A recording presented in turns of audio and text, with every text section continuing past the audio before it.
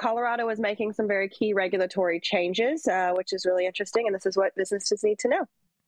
Law to streamline the state's regulations for marijuana licensees will take effect August 7th. In mid-May 2024, the Colorado legislature passed a comprehensive bill to address several inefficiencies in the state's regulation of marijuana businesses. Colorado Governor Jared Polis approved the legislation in early June. The bill introduces a series of significant changes that aim to streamline licensing process, update contaminant testing protocols, adjust reporting obligations, refine compliance procedures, and enhance operations management practices. Here are the key details. One is the 2-year licensing period. So prior to this, licenses expired once a year. We had to do an annual renewal, which is standard and most jurisdictions are doing. Colorado has now switched to biennial licensing, so those renewals will have to be done once every 2 years for every application that was submitted after August 6, 2024 at 11:59 p.m. Mountain Standard Time. Premises modifications. Modifications to premises that do not involve expanding into contiguous units or areas will not need to be submitted to the MED until the next renewal application. These applications must include documentation from local jurisdictions showing compliance and approval, which is interesting because usually you have to make a change to your premises after the regulatory body approves it. So being able to go in there and go willy-nilly and change your floor plan without getting the med involved at all is really interesting, and I'm surprised that they were willing to step out of that one. I'm guessing they're probably backlogged.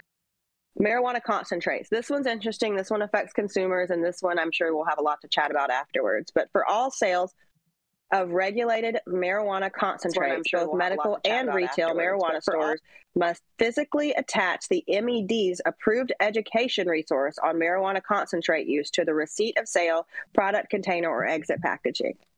Yes, Sohum, we're going to talk about this one when we get there. Pregnancy warnings. All point-of-sale systems must display a pregnancy warning for customers and patients to see. So in case you didn't know, the MED wants you to know you probably shouldn't be smoking when you're pregnant, in their opinion. Cultivation practices. Medical and retail cultivation facilities are now allowed to obtain immature plants, marijuana seeds, and genetic material from entities licensed or approved to operate in other jurisdictions. This amendment broadens the sources from which cultivation facilities can produce genetic material. There are forthcoming rule changes that are effective January 2025. The ones that we just went over were effective today because those are emergency rulemaking. The MED has begun the rulemaking process for non-emergency portions of SB 24076, which will take effect January 2025. Notable changes include unified application process for multiple licensees. Businesses with identical controlling beneficial owners, CBOs, holding multiple licenses will benefit from a unified application process subject to lower initial and renewal application fees. Therefore, if you have all the same owners, they submit one application that renews all of their licenses, which is an interesting play. The bill will slightly impact product testing requirements. It removes the mandate that products which previously failed a contaminant test but subsequently passed must carry a label indicating the initial failure, which we discussed yesterday. Additionally, the bill authorizes retesting for marijuana or marijuana products that fail contaminant tests, including for pesticides. However, some significant contaminant testing provisions, such as a program allowing fewer tests for consistently passing products, were cut during the reconciliation process. The MED is currently revisiting contaminant testing regulations. Reporting obligations and compliance procedures.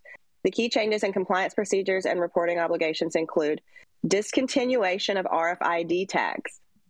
Licensees will no longer be required to use radio frequency ID, RFID tags, to track individual marijuana plants starting January 1st, 2027. This change is a major cost-saving measure for businesses, and it's going to be a shit show. Watch it. Operational adjustments. CBOs will no longer need to wear controlling business owners will no longer need to wear ID cards in limited access areas of their businesses, although other individuals with unescorted access must still have ID cards. Retail marijuana stores will be permitted to sell hemp products and food, with the stipulation that food sales do not exceed 20% of the store's annual gross revenue. Though not all of the pro-industry provisions initially proposed in SB 24076 made it into the final enacted version, the bill introduces several changes that will streamline operations and reduce redundancies within the industry. The transition to biennial licensing periods will ease the administrative burden on businesses. The revised social equity qualifications aim to make ownership in marijuana businesses more accessible. Conversely, some changes will necessitate new compliance protocols and adjustments to standard operating procedures. Overall, SB 24076 represents a significant step towards refining the regulatory landscape of Colorado's marijuana industry. So for those of you that don't know, I started my career in Colorado for 9 years. Some of these things are really interesting. I don't know how they're going to take away a very large portion of the track and trace system, and they took it away in the middle. They took a chunk out. So like we're tracking up to when we go into flower, that's when we put individual tags on plants. Now we're going to just cut that chunk out. I'm interested to see how they're going to do that. I think the concentrate education materials that have to be attached to everything is going to be very interesting, and it sounds like a whole lot of paper. But yeah, I'm interested to see, especially what Sohum thinks. Sohum and I know each other from Colorado way back in the day, and some of these things are pretty crazy. So I'll throw it back to you guys. Yeah, interesting. Yeah, the one that jumps out at me, I know you saw the face I made when you read the bit about the concentrate warning. My guess on that is that it must have been a part of that reconciliation process, something they had to concede, because that's the one that kind of sticks out as moving in the opposite direction, while almost all the other rule changes are loosening requirements, loosening restrictions, trying to bring our regulations more in line with maybe what a liquor store is or a smoke shop is. But yeah, my first thought on that is, one, what a waste of paper. And two, where is this fear mongering coming from? Like, there's clearly and it's targeted specifically at concentrates. So yeah, I think that might have just been a result of that reconciliation process. I think the reducing application fees to once every 2 years is huge. The requirements for carrying ID for owners in the shop, like, it's not a huge deal, but it is just a sign that they're moving. I think it's a big deal. I think it's a big deal because it's a pointless violation that you could get dinged for that really doesn't serve a lot of purpose. Because if you're back there, like, you're already cleared to be back there. Okay, that's fair. I mean, it's not like a really material thing I guess from my perspective, having spent years working in facilities in Colorado, like, we just always had our badge on. So that, to me, it's a minimal thing, but I could see where you're coming from on that, Jason. And then what was the other one? The pregnancy warning. That, I guess, is more fear-mongering, but whatever. It's bureaucrats trying to put their own opinions on things that should be dictated by medical professionals onto a label, but, we deal with that always, so I guess nothing's really new there. Sounds like a Project Sam edition to me. Yeah, I'm trying to go back in my head and remember all the different rule changes. What were the other ones? But what about? I think the biggest thing is the fact that they're not going to have to tag all these plants, which is an erroneous, the RFID. Yeah, an erroneous labor charge that all these businesses have to incur. Hold on, though. And they didn't say that you don't have to tag them, right? They just said no RFIDs.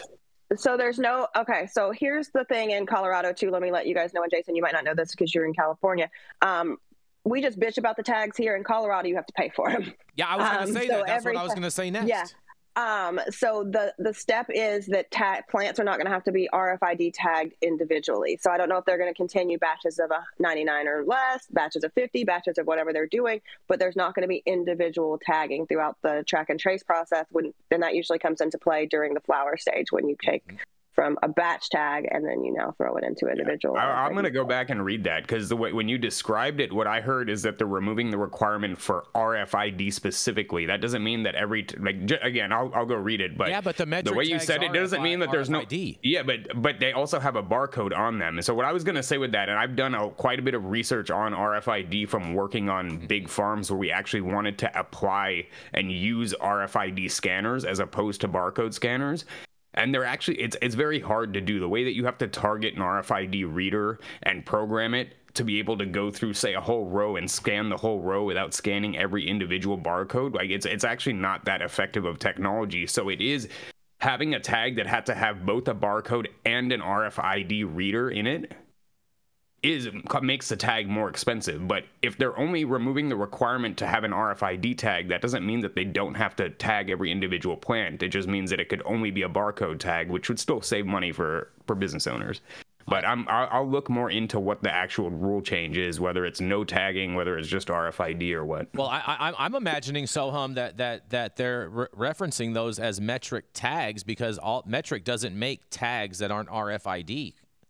But they could stop making them, is what I mean. Like in Colorado, they could stop. They would just start making barcode only tags, which would be way cheaper. Colorado's not gonna tell Metric, hey, leave out these things so we can make it cheaper on the thing. I think they're eliminating the whole thing altogether, and that's going to be a big savings for all of these cultivators throughout Colorado. I think this is fantastic news. I mean, I hope you're right, Jason. I just don't. That's not what I heard in the way that Jenny Beth described the rule. That's what I heard when I heard. I don't think that's what's going to happen either. I think it's going to go into batch tagging instead of individual tagging, which will still be a cost and time saver, but I think it's going to go into batch tagging. I don't think that even if they're just going to do away with it. But every state, hold on, Jason. Every state already has their own individualized metric tags. If you look at them, they all are different. So it's not that hard to say, hey, we're just going to leave this expensive fucking step out of these ones that are going to Colorado. Mm-hmm. So I think we need to really read into the regulations as they are, continue to be developed, because this is not an emergency change. So this is still a developing regulation. They haven't finished the final language. So I'm definitely going to dive into the proposed rulemaking stuff in just a little bit. I'm going to push back on what you said earlier, Jason, about the MED is not going to dictate that in Colorado they're going to have different tags, because that's exactly what they do. Every state has their own regulatory framework, and when they create an open RFP period where different companies can bid on that traceability contract, and part of that is how the company is going to provide tags or whatever technology to meet the state's regulatory guidelines. So if Colorado changes the regulations and Metric wants to keep their contract in Colorado and have mandated tags that business operators have to buy, then of course they're going to have to change, or they're going to lose the contract when it's up for renewal. I don't think Metric's going to lose any contracts because of that, and I don't think a state's going to drop them in lieu of. So I would disagree with that one, but it's all good. That's the whole part of this whole show. Dale's shaking his head. Yeah, what do you have to say about this, Dale? I continue to find it amazing that we get one step forward for the industry, and then these knuckleheads drag us back in something else, because the warnings for pregnancy and these warnings for vaping, they come out of the Sam and Savet playbook. Mm-hmm. Like, we're going to give you some stuff, but we got to continue to try to scare people into believing things that they know they can't prove. And with, tens of thousands of years of using this, there's no evidence that it's a problem, but, we're going to make you do all this stuff. It's just amazing how we just don't get a clear victory. Mm-hmm. I mean, I see in the chat Vermont Alternative is saying HLVD was spread through metric tags. I don't believe that. But that's not true. That's not true. No, that's not true at all. Hop-latent thyroid is not. No, it's a systemic problem that can't be spread through. It's not like a thrip or something that could just be on the tag and get stuck to another one. Yeah, I didn't think so, but I wanted to make sure that's clarified for the audience. Yeah, no, that was spread from people getting shitty clones. Yes, fair enough. And a lot of people just overwater, so they end up with mushy stems and issues like that. And they're like, "Oh, it must be hop-latent." No, you just suck at growing. Fair enough. You have any thoughts on this, Rico, before we move on? Less regulation, more freedom. I'm with that. Sounds good. Good morning, Rico.